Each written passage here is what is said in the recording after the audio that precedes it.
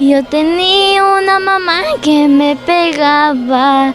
Yo decía, ¿por qué vivir así? Yo tenía una mamá que me pegaba. Yo decía, ¿por qué vivir así? Mira tú, Milei, tienes bonita voz. ¿Has estudiado música, algo de eso? Sí, algo así por ahí. Mira tú. Dime, ¿cómo te encontramos en las redes sociales? Bueno, como Milei Velázquez Espinosa. Mira tú, en tu familia, ¿alguien cultiva la música aparte de ti? Mi papá y también es mi tía que todavía está recién empezando. Dime tú, tu papá es conocido, le dicen cachurazo. ¿Y por qué le dicen así? Cuéntanos. Ah, porque mi mamá le puso los cuernos con el panadero, el motociclista. ¡Wow! Todos. No te creo, ¿sí? Sí. Mi papá dejaba un solcito y ya llenaba toda la